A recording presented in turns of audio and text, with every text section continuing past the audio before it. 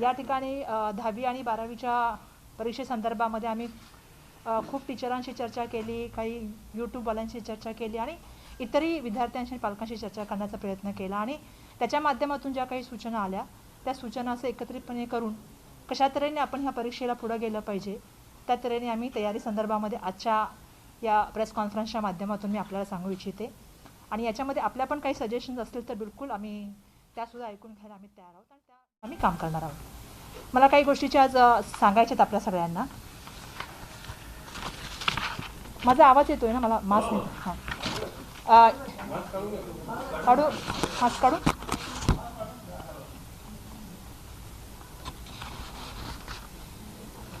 मी सर्वप्रथम लेखी परीक्षेबाबत सांगू इच्छिते की इयत्ता 10वीची लेखी परीक्षा जी आपली आहे जी 29/4/2021 ते 20/5/2021 या कालावधीमध्ये जी आहे ती ऑनलाईन पद्धतीने आयोजित करण्यात आणि जी 10वीची परीक्षा ऑफलाईन पद्धतीने जी आहे ती जाहीर करण्यात आलेली आहे आणि 12वीची जी परीक्षा आहे ती 23/4/2021 ते 21/5/2021 कालावधीमध्ये सुद्धा ऑफलाईन पद्धतीने आपण लेखी परीक्षा घेणार आहोत. म्हणजे 10वीची परीक्षा आणि 12वीची परीक्षा या दोन्ही परीक्षा ज्या आहेत या ऑफलाईन पद्धतीने घेणार आहोत. आम्हाला पुष्कळशा विद्यार्थ्यांनी सांगितलं होतं की आपण ऑनलाईन पद्धतीने घ्यावं, परंतु आपण सगळेजण जाणता की ज्या तऱ्हेची आपली भौगोलिक परिस्थिती आहे, ज्या तऱ्हेची आपली प्राप्त परिस्थिती आहे आणि आम्हाला काही निर्णय घेत असताना महाराष्ट्रातल्या प्रत्येक कानाकोपऱ्याचा विचार करून निर्णय घ्यावा लागतो आणि त्यामुळे म्हणून माझं विद्यार्थ्यांना आव्हान आहे की यावेळेला 10वीची आणि 12वीची जी आपली परीक्षा होणार आहे ती आपण ऑफलाईन पद्धतीने घेणार आहोत आणि नियमित ज्या तारखा आम्ही दिलेल्या आहेत त्या तारखेच्या अनुसारच या परीक्षा होणार आहे. ही पहिली गोष्ट मला या ठिकाणी सांगायची आहे. दुसरी गोष्ट मला सांगायची आहे की परीक्षा केंद्रासंदर्भामध्ये आम्हाला सातत्याने सांगितलं गेलं तर मला यावेळी सांगायला पाहिजे की कोविड परिस्थितीमुळे लेखी परीक्षा त्याच शाळा अथवा कनिष्ठ महाविद्यालय यांनाच आम्ही आता परीक्षा केंद्र ठरवलेलं आहे. म्हणजे त्याच शाळेमध्ये विद्यार्थी आणि ज्या कनिष्ठ विद्यालयामध्ये आहे त्याच विद्यार्थ्याला त्या ठिकाणी लेखी परीक्षा द्यायची आहे. अपवादक परिस्थितीमध्ये वर्गखोल्या कमी पडल्यास लगतच्या शाळेमध्ये परीक्षा उपकेंद्राची परीक्षेची बैठकीची व्यवस्था करण्यासंदर्भामध्ये आम्ही या ठिकाणी सांगत आहोत. दुसरी महत्त्वाची गोष्ट म्हणजे आम्ही या ठिकाणी आता सांगत आहोत की परीक्षेची वेळ. परीक्षेच्या वेळेसंदर्भात मला सांगायचं आहे की दरवर्षी आपण बघितलं की 80 गुणाच्या लेखी परीक्षेसाठी जवळपास आपण 3 तास आपण जे असतो तो यासाठी दिलेला असतो, परंतु यावर्षी आपल्याला सर्वांना अवगत आहे की विद्यार्थ्यांचा लेखनाचा सराव कमी झाल्यामुळे लेखी परीक्षेसाठी आपण 30 मिनटं अजून त्यांना वाढवून देत आहोत. त्याचबरोबर जे 40 आणि 50 गुणाच्या परीक्षेसाठी आपण जे आहे ते 15 मिनटं आपण वेळ वाढवून देण्याचा आपण ह्या ठिकाणी निर्णय घेतलेला आहे.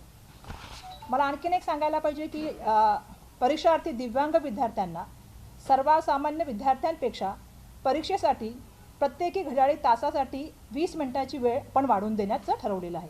म्हणजे प्रत्येक तासाला 20 मिनटं आपण एक्स्ट्रा देणार आहोत. तसे 3 तासाप्रमाणे 60 मिनटं आपण जी विद्यार्थी दिव्यांग आहेत त्यांना आपण देण्यासंदर्भामधलं निर्णय घेतलेला आहे.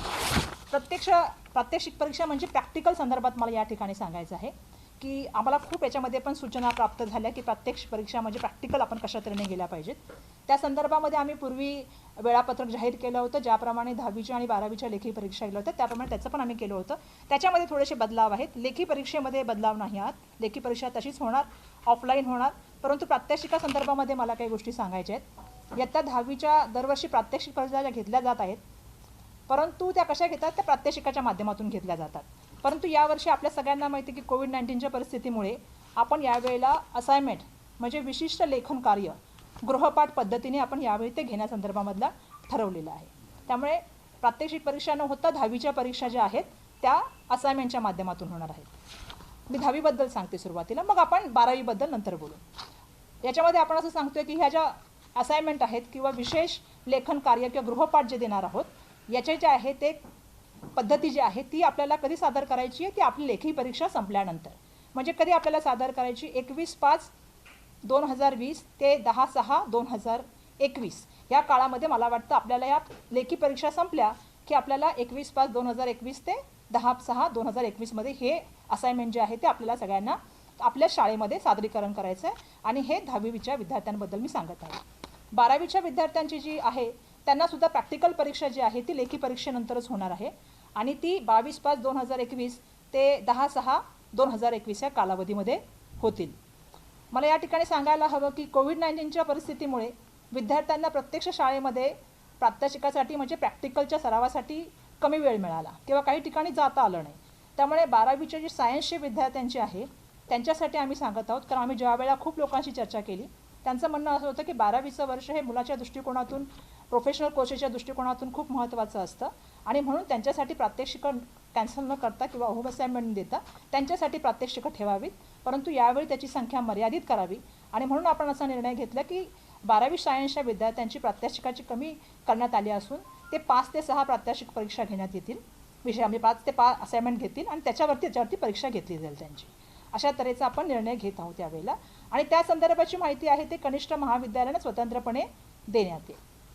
म्हणजे आम्ही 12वीच्या विद्यार्थ्यांना सायन्सच्या 5 ते 6 असाइनमेंट शिकवणार, त्याच्यामधलीच त्यांची एक्झामिनेशन घेतली जाणार. या ठिकाणी मला सांगायला पाहिजे की कला, वाणिज्य आणि व्यावसायिक अभ्यासक्रम शिकत असलेल्या विद्यार्थ्यांना लेखी परीक्षेनंतर 15 दिवसात असाइनमेंट सादर करावे लागेल.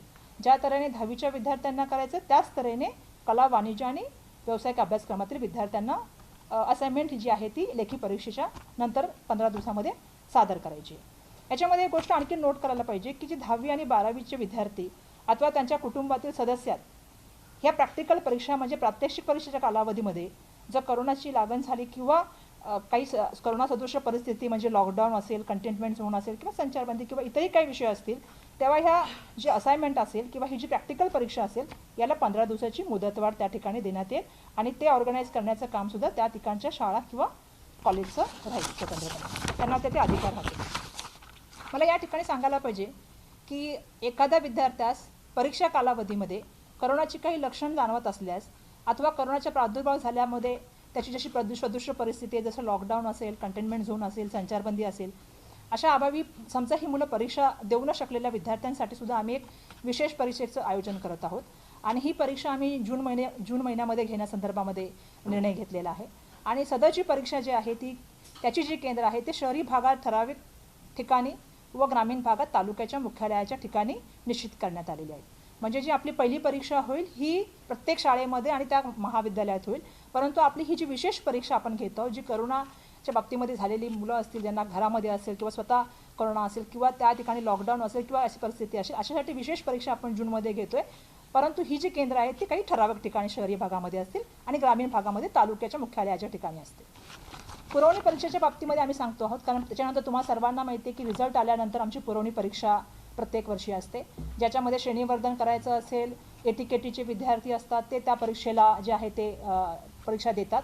अशा परीक्षा संदर्भात मी सांगू इच्छिते की परीक्षा मंडळामार्फत आयोजित केली जाणारी पुरवणी परीक्षा जी आहे आमची ती जुलै-ऑगस्टमध्ये आमची घेण्यात आमचा विचार आहे.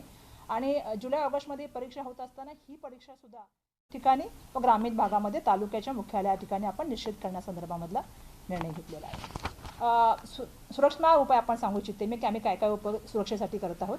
यासाठी सगळ्यात महत्त्वाचं आहे की परीक्षेसंदर्भात शाळा, कनिष्ठ महाविद्यालय, केंद्र प्रमुख पर्यवेक्षक व अन्य बाबीसाठी स्वतंत्र सूचना आम्ही निर्गमित करणार आहोत, ज्या आता मला वाटतं उद्या आमच्या होतील.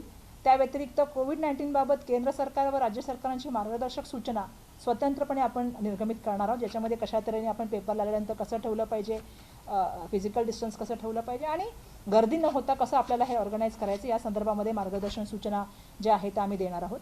त्या व्यतिरिक्त मला सांगायचं आहे की सर्व विद्यार्थ्यांना आणि आम्ही पालकांना या ठिकाणी मी आव्हान करू इच्छिते की राज्य मंडळाच्या अधिकृत संकेतावरील जे संकेतस्थळ आहे त्याच्यावरची जी माहिती आहे तीच अधिकृत समजण्यात यावी, ही माझी या ठिकाणी सर्वांनी आपण नम्र विनंती आहे की आपण ह्या गोष्टीची नोंद घ्यावी. कारण पुष्कळशा वेळेला पालक आणि विद्यार्थ्यांमध्ये खूप मोठ्या प्रमाणामध्ये आम्ही बघितलं की संभ्रमाचं वातावरण निर्माण होतं आणि अशा वेळेला माझी सर्वांना नम्र विनंती आहे की राज्य मंडळाचं जे आमचे अधिकृत जे आमचं संकेतस्थळ आहे त्याच्यावरतीचीच माहिती जी आहे ती आपण अधिकृत माहिती समजावी. कुठले दोन पॅराग्राफ? मॅडम, काही पालकांनी मागणी केलेली आहे की विद्यार्थ्यांचं लसीकरण करावं. नाही, असं आहे की त्याच्या संदर्भामध्ये आपल्यालाही माहिती आहे की 10वीमध्ये जवळपास जर बघितलं तर मी आता माहिती पण घेत होते 13 लाखपेक्षा जास्त विद्यार्थी, मला वाटतं 12वीमध्ये 13 लाखपेक्षा जास्त विद्यार्थी आहेत आणि 10वीमध्ये मला वाटतं 16 लाखपेक्षा जास्त विद्यार्थी आहेत. त्यामुळे ते निर्णय घेताना आम्हाला पण आम्ही एक गोष्ट करण्यासाठी आम्ही आधीच सांगितलेलं आहे आणि माननीय मुख्य सचिवांशी सुद्धा माझी याविषयी चर्चा झालेली आहे की जे बोर्डाचे स्टाफ असतील किंवा आमचे जे शिक्षक असतील जे 10वी-12वीचे पेपर कंडक्ट करणार आहेत किंवा असाइनमेंटला जाणार आहेत त्यांचं आम्ही सांगत आहोत की त्यांना फ्रंटलाईन वर्कर म्हणून करण्यात यावं आणि त्यांच्या संदर्भामध्ये या निर्णय घ्यावा की त्यांचं लसीकरण लवकर करण्यासंदर्भामध्ये.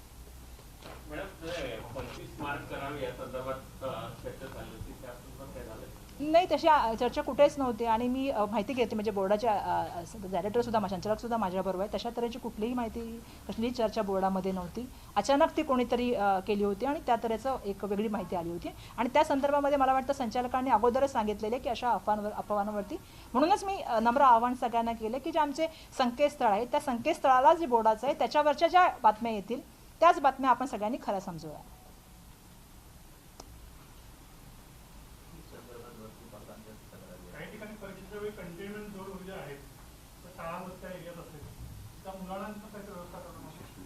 नाही, आम्ही बघा आताच एक निर्णय घेतलेला आहे की ज्या ठिकाणी कंटेनमेंट झोन असेल किंवा क्वारंटाईन म्हणून शाळा वापरलीच असेल किंवा एखाद्या फॅमिलीमध्ये असेल अशा वेळेला एक तर आपण जी सुरुवातीला लेखी परीक्षा आपण ऑफलाईन सांगतोय तशाच तऱ्हेने आपण दुसरी परीक्षा जूनमध्ये विशेष परीक्षा घेतोय तर त्या विद्यार्थ्यांना त्या परीक्षेला अपेअर होता येईल.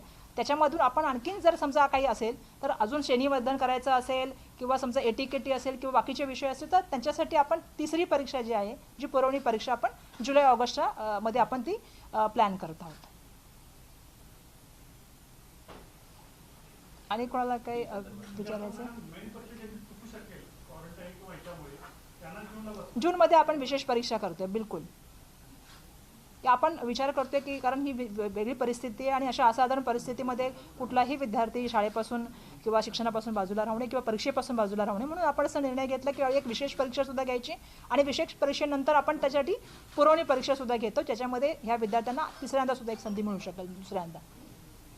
ज्युनियर कॉलेजच्या संदर्भामध्ये बरेच कोचिंग क्लासेस आहेत ज्यांचे ज्युनियर कॉलेजेस आहेत किंवा अशा ज्या जागा खूप छोट्या आहेत तर अशा परिस्थितीमध्ये कशा प्रकारे तिकडे त्यांचं एक्झाम सेंटर चालवलं जाईल? नाही, सगळ्यात महत्त्वाची गोष्ट आहे की मी सुरुवातीलाच सांगितलं की अशा अपवादात्मक परिस्थितीमध्ये तिथल्या बाजूची जी शाळा किंवा एखादं केंद्र असेल त्यांना आपण उपकेंद्र म्हणून तिथे करणार आहोत. परंतु ह्या परीक्षाची तयारी आम्ही बोर्डाला आधीच सांगितलेली आहे की त्या तऱ्हेने आपल्याला पूर्णपणे तयारी करायची आणि त्या तऱ्हेचं बोर्डाचं काम म्हणजे प्रत्येक विभागीय स्तरावरचं काम आता सातत्याने सुरू आहे. लोकलचं टाइम टेबल अजूनही पूर्णपणे ओपन झालेलं नाहीये त्यामुळे विद्यार्थ्यांना परीक्षेला जाताना काय अडचण आहे? अनेक विद्यार्थी लांबून जे प्रवास करणार आहेत. नाही, बिलकुल त्याच्यासाठी मी एक सांगू इच्छिते की त्यासाठी आम्ही जसं मी सांगितलं की माननीय मुख्य सचिवांशी माझी त्याविषयी सुद्धा चर्चा झाली आणि आम्ही त्यांना सांगितलं की मुलांचं हॉल तिकीट जे असेल ते हॉल तिकीटच यावेळेला आपण जे आहे ते आपण समजावं आणि त्या तऱ्हेची आमची त्यांच्याशी चर्चा झालेली आहे की जेणेकरून मुलं आणि त्यांचे पालक सोडायला येणार त्यांना आपण व्यवस्थापन रेल्वेच्या माध्यमातून कसं करता येईल ते आम्ही त्यांना ऑलरेडी सांगितलेलं आहे. त्या संदर्भामध्ये आम्ही निर्णय घेऊ. परंतु आज मला हे सांगायचं आहे की पुष्कळशा मुलांमध्ये एक संभ्रमाचं वातावरण आहे, पालकांमध्ये एक तणावाचं वातावरण आहे आणि मला जर सांगायचं आहे की महाराष्ट्रामधली भौगोलिक परिस्थिती बघता आपल्याला ऑफलाईनच सगळ्या एक्झामिनेशन घ्याव्या लागतील नाहीतर मुलं सगळे मला म्हणतात ऑनलाईन घ्या पण परिस्थिती थोडी वेगळी आहे. म्हणून मी सुरुवातीलाच सांगितलं की आपण थोडी विचार केला पाहिजे आणि प्राप्त परिस्थितीमध्ये कोकण असेल किंवा विदर्भ असेल किंवा नंदुरबारसारखे दुर्गम एरिया असतील किंवा डोंगराळ असेल अशा ठिकाणी आपल्याला इंटरनेट कनेक्शनचं बाकीच्या गोष्टीमध्ये त्यावेळी मुलांवर काय परिस्थिती निर्माण होऊ शकेल, पॅनिकनेस काय निर्माण होईल म्हणून आपण असा निर्णय घेतलेला आहे की यावेळी आपल्याला ऑफलाईनच परीक्षेसंदर्भामध्ये आम्ही खूप अभ्यास केला, खूप विद्यार्थ्यांनी मागणी केली आणि आम्ही त्याप्रमाणे जात आहोत आणि आम्ही पूर्णपणे त्याची तयारी करून या ठिकाणी आलेलो आहोत.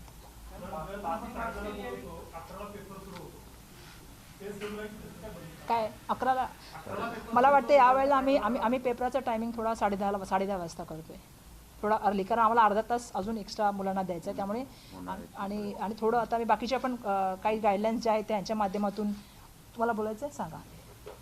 आता मी मास्क घालते. उन्हाळ्याची परिस्थिती असणार आहे. इकडे करू पासन. उन्हाळ्याची परिस्थिती असणार आहे त्यामुळं अर्धा तास आपण वेळ अलीकडे घेतलेली आहे. दरवेळी 11 वाजता होत होती ती आपण 10:30ला सुरू करणार आहोत. नहीं, पासिंग मार्क्स के लिए वही हम थोड़ी देर पहले उन्होंने मुझे सवाल पूछा था कि ऐसा कोई भी डिस्कशन नहीं हुआ है. हमने सिर्फ अभी इंटरनल मार्क्स के लिए पूरे तरह से स्कूल को जिम्मेदार रखा है और स्कूल को उसको कंडक्ट करना है जो स्कूल के इंटरनल है. पासिंग मार्क्स के लिए कोई भी चर्चा ऐसे बोर्ड में नहीं है क्योंकि ये बोर्ड की एग्जामिनेशन है और इसको यूनिफॉर्म तरीके से और प्रॉपर तरीके से हमें रखना है. जी जी. हां, अर्ध्या तासाचं म्हणजे मॅडमनी जसं आता आपल्याला सांगितलं की या कालावधीमध्ये मुलांचा लेखन सराव कमी झालेला आहे त्यामुळं ऑर्डिनरी परिस्थितीमध्ये मुलांचं सराव परीक्षा होतात, चाचण्या होतात, त्यामुळे त्यांचा सराव राहतो. म्हणून मग तेवढा अर्ध्या तासाचा कालावधी आपण आणि सर 4 तास मिळतात 80 मार्काच्या परीक्षेसाठी 10:30 चा पेपर सुरू होत असेल तर किती वेळ म्हणजे किती वाजेपर्यंत तो पेपर 3 तासाचा आहे, त्याच्यावेळी 3.5 तासाचं आहे. 3:30 ते 10:30 हो, 2 दोन्हीसाठी. मॅडम काही पालक म्हणतात की आम्ही पैसे देऊ वॅक्सिनसाठी तर कशा पद्धतीने मग अरेंजमेंट होईल? नाही, मी त्याच्या संदर्भामध्ये असं कोणी असेल तर मला अजून अशा काही सूचना प्राप्त झालेल्या नाहीत, पण नक्की असं काय असतं मी विचारते. परंतु आम्ही सध्या तरी असं विचार केला की आपण शिक्षक आणि जे बोर्डाचे कर्मचारी त्यांना आपण फ्रंटलाईन म्हणून घ्यावं.